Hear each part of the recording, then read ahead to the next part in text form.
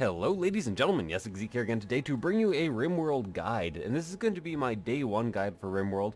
And I'm going to go over the basic controls, what you want for skills, and what you should do during day one. So first of all, what you want for skills. So you have this randomize button here. This is not so that you have a hard start, this is so that you can have a decent start. So as you can see here, I have Monroe, Werner, and Vergisa, I guess. And the skills you absolutely want to start out is you want one person with a good social skill.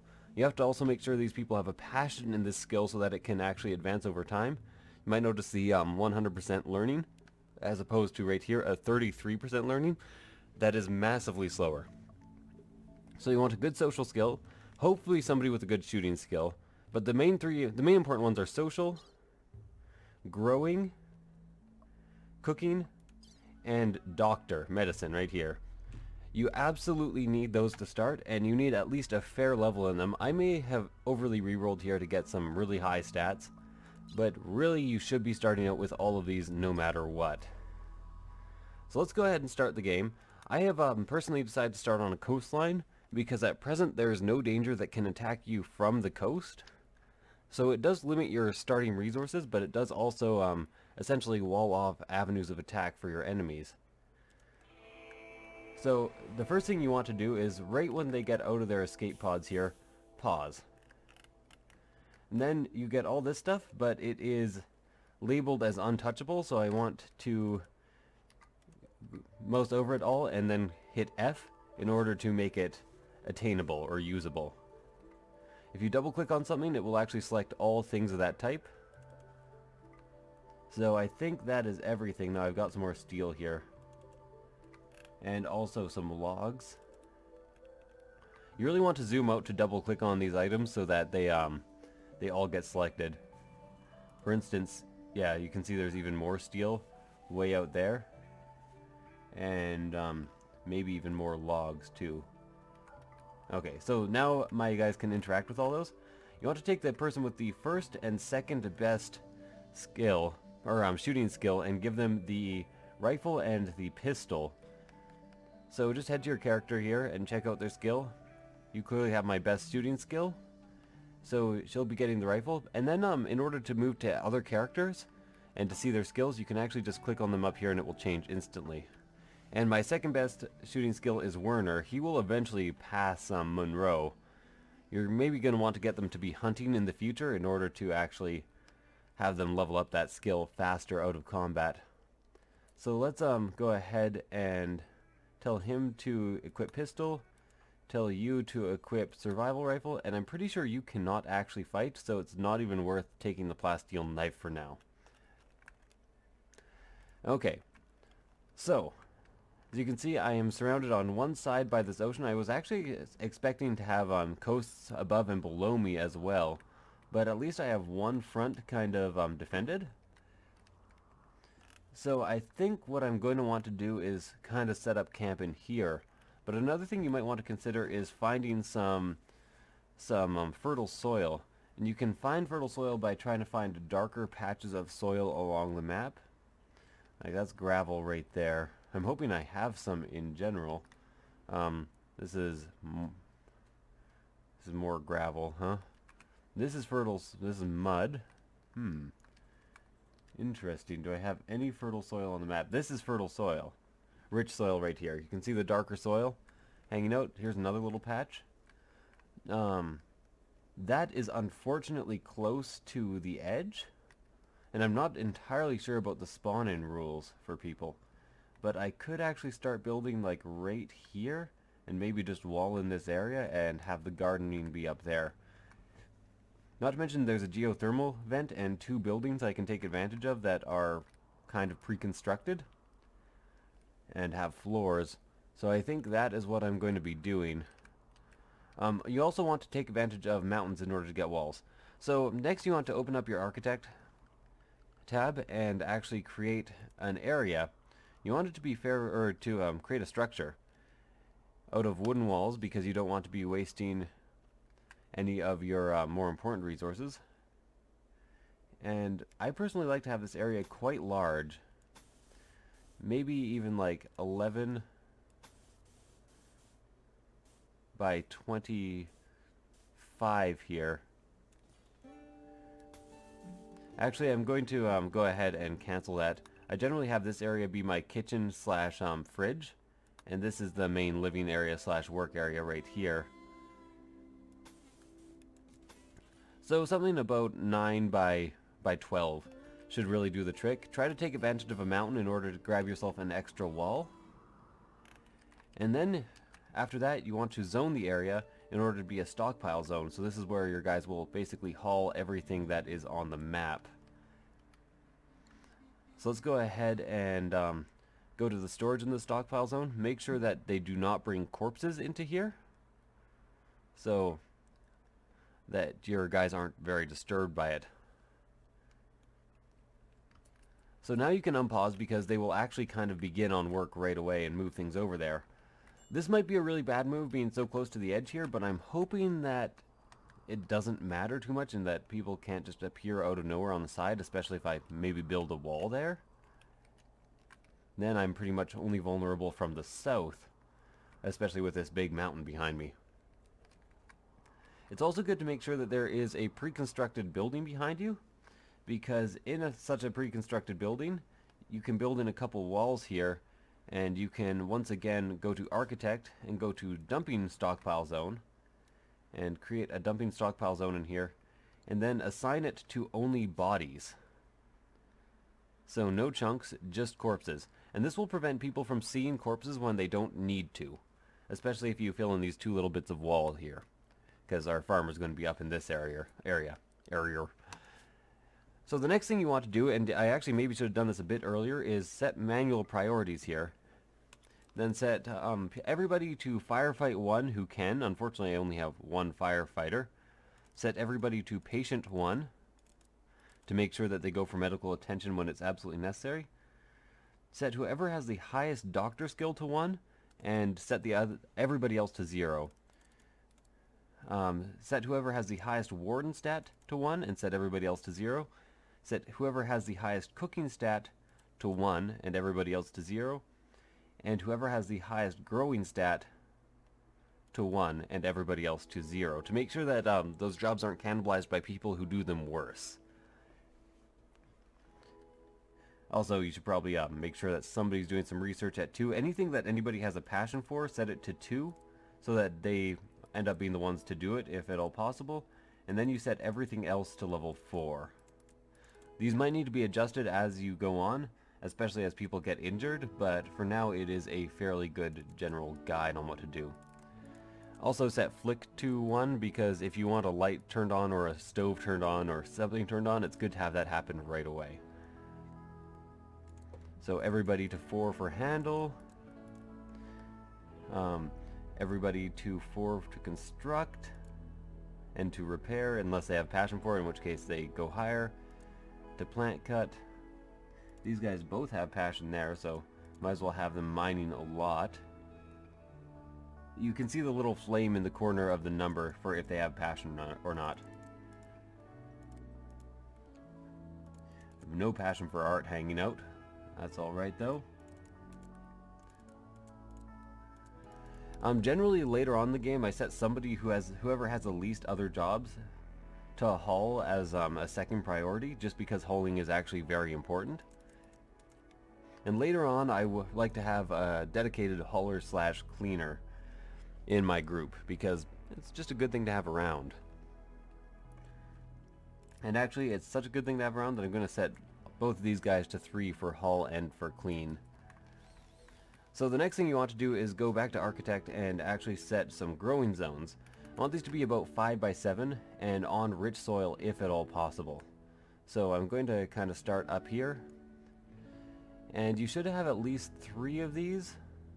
In all honesty, I might make these a bit bigger than 5 by 7 just to take advantage of this rich soil space. So if you want to expand a growing zone, you start on the growing zone that you want to expand and then just drag it over a bit more. And let's do one more right here at actually 5 by 7. So then you have 3 growing zones. To change what they're actually growing, you want to click on them and then head to this plant potato section, you definitely want at least one food zone, and you probably want the potatoes to be your biggest food zone. I also like to grow heal plant if at all possible. They've actually added a lot of plants. They updated this yesterday. So heal root for one of them in order to actually have your own medicine that isn't dependent on buying medicine. And then a cotton plant for another, so you can actually make clothes. Although if you have a good hunter, this won't actually matter. And in all honesty, hunting is pretty easy, so I think instead I'm going to go ahead and plant strawberries, which can be eaten without cooking in order to make your colonists not upset with you. So the first area that you get, I'd never bother flooring it out, but I do tend to like marking anything in it as hauled, or to be hauled and dumped. Speaking of which, you should also make a dumping zone, which should be kind of behind and out of the way of your colony and somewhere where you're not likely to need anything. And this dumping zone can actually get all the, kind of handle all your trash. Go back to architect, go to structure, build at least a double door into this place to have people moving really quickly in and out. And then kind of work on the rest of the blocking out of your area. So I like to have my fridge kind of dug into the mountain a bit. So just like this, actually one wider there. You don't want to have it too wide or else the cooler will not be able to properly cool said fridge. Then a door. And then I actually tend to have my kitchen right here. And then I like to have all my power supplies out into this section. I should make a room for your batteries, because if you don't have room for your batteries, they will explode in the rain. And then power, solar panel, put that right outside here. You won't have enough stored, but don't worry, there is plenty on the ground in order to make this happen. Also, you're going to want a power conduit headed inside, and your first battery hanging out here. So the next thing that's very important to do is make sure you have beds. So you want to go to furniture, and the thing with furniture is a lot of it starts out as being, or it used to start out as being default to steel. You want to make sure every one of your colonists has a bed. You just hit E and Q to rotate things to make sure that they fit, and then you want to put 3 beds down. Later on you're going to want double beds, but for now single beds will do, and these beds can later be used for hospital/prisoner beds. The next thing you're going to want is some production facilities. So what you want right away, or what I always want right away, is an electric stove, basically to hang out in the kitchen. The electric stove takes power, but I find that it's more than easy enough to generate enough power with the resources given to you. The next thing you're going to want is a butchering table, so that you can actually butcher and eat your own meat. Not enough wood stored, but that's no problem. You're going to want to set an order here to cut wood, and you're going to want to chop every plant that's in your home area. And actually you're going to want to cut the bushes on the ground here too, so go ahead and set a cut plant order. And then a massive chop wood order for just this area here. Make sure that you have enough wood to actually build everything that you need to be building. Next thing you're going to want to do is actually build yourself a structure. No, not a structure. A temperature. A cooler. And the cooler has to vent to the outside, so just have it vent over here. And it will also be fairly easy to hook it up to a battery from this position. Actually, it might hook up automatically to that battery once it's built. So this is all stuff that I like to have ready day one. The next most important things... Yeah, I know colonists need bed. The most important thing for the night, though, is to actually finish this main building and finish the beds, so that you don't end up with unhappy colonists just after day one. Also, it's good to have some of your colonists have relationships, because if you head over to Monroe here, go to her character and her needs... Oh, never mind, it's only if they have lovers. Also, she's been nuzzled by a dog. Also, you might want to check your pet and see what training you can get. I find the release training not very useful if you want a pet who survives, because basically if you release your dog in order to attack people, they're very, very likely going to die. So I like to do haul and rescue, and haul first just so that they can do some work around the camp sooner than not. Okay, so at this point we just have some people hauling. I'm going to go and figure out who is the best at actually constructing here, and it's Werner. I'm going to select him and make sure that our beds get constructed. Prioritize working on wooden bed. Should be no problem at all. So some of them seem to be prioritizing hauling now. But your main objective for day 1 is to get these beds made. The main objective for day 2 is to actually get refrigeration up. So this, and this.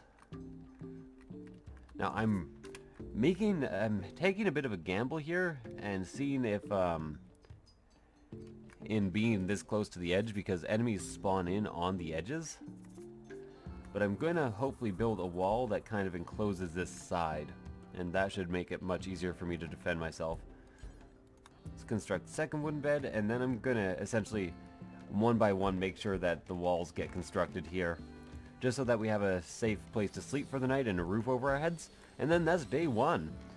Essentially, I really do like to block out my entire thing along the side of a mountain. That's the most important part for me. The next steps that I'm going to be taking, this is pretty much it for the tutorial once this is completed. The next step that I really like taking is actually building some more power, and I like using wind turbines because they're not dependent on the weather. Later on you're going to want geothermal. But for now, a couple of wind turbines will actually keep 2 to 3 batteries powered fairly consistently and will allow you to actually use your electricity. Now I have enough steel stored for this right now, but I don't know how much steel I have total, so I'm not going to make that right away. Instead, I'm going to make sure that I can at least make what I absolutely need to make. Now, where in hell's name is Werner? Still hauling. What is he doing, actually? He is cutting grass? No thank you. Prioritize working on wooden wall here. I'm actually going to basically take full command of him and make these walls one by one. Everybody else can haul and kind of do the menial labor for the camp. By the way, I generally actually cut my prison cell out of the mountain and then have a steel door in order to get in and out of it. I like to make my prison cells very comfortable to make my prisoners as likely to join me as possible. Just keep on working on that wall. It's not very good at cutting wood, but that's alright. I expect this will get done pretty quick anyways. And actually, I'm going to change his work right now. Werner is my best cook, but right now we are not cooking. We have to survive on our pre-made meals. So I'm actually going to... Werner's our planter too. That kind of sucks, but that does mean he can cook for a lot of the winter. So I'm going to turn off grow for now, and you're going to want that on for tomorrow because he has to sow this entire area. Actually, you know what? Let's turn grow back on, let's turn cook back on, and then you can actually have construct. Where's construct? As your 1. Because you're the doctor and you're not really needed for anything else right now. So Monroe,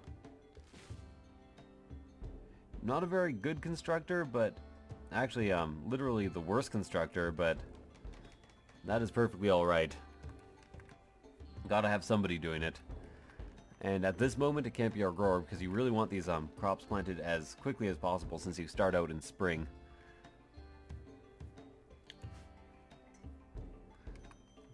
Wandering?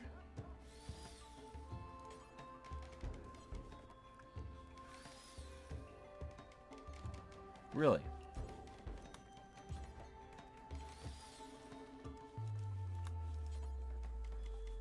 We'll never do constructing. I thought you had constructing. Or did I set somebody else to do this? What is your job right now? I put you as the new constructor. Monroe can warden. She can handle. I guess she might as well actually start on some training because really there's not much else she can do. Ah yeah, she can hunt.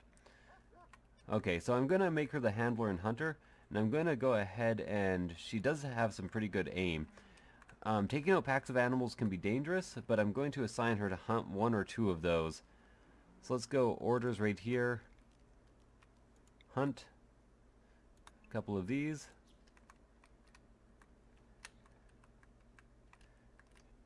I don't like the idea of hunting on day one, but hopefully I can get that steel up by tomorrow, or that fridge up by tomorrow. I'm also going to go ahead and assign what can and cannot be stored here, because I don't want any food at all, or any food other than meals. But I do want a little storage zone here, which I'm now going to zone out, which is for food only. So a stockpile zone, start in the top left corner, go down, exit out, select the stockpile zone, go storage, and only do food. There we go. Later on I like to have my own weapon and clothing rooms, but for now what's going on here is perfectly fine. I'm really hoping that I get this done before like midnight, but at the very least tonight they'll have beds. The room's not entirely completed, but that doesn't really matter all that much. You might also have to make sure they prioritize the work properly and actually finish the room before they move on to this. What are you doing? Going for a walk. I don't think so. Prioritize working on this wall, please.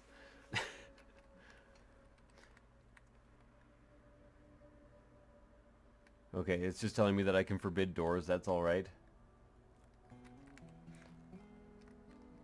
So maybe I have not done this perfectly, but this is basically what you want to start with. By day 2 or day 3, all of this should be up and running, and then you can just allow your colonists to kind of do their own thing and work. I very unfortunately got a slightly useless colonist in Monroe here, but at least she can hunt. Well, she apparently does not seem to be doing that right now. Yeah, but anyway, so that's my day 1 tutorial. Thank you guys for watching. I hope you enjoyed the episode. If you did, please do like, comment, subscribe. I might do some other tutorials in Rimworld. I'm not sure if I'll do a series on it, but I will probably be live streaming it. So thank you guys for watching. I hope you enjoyed it, and I will see you guys next time. Bye.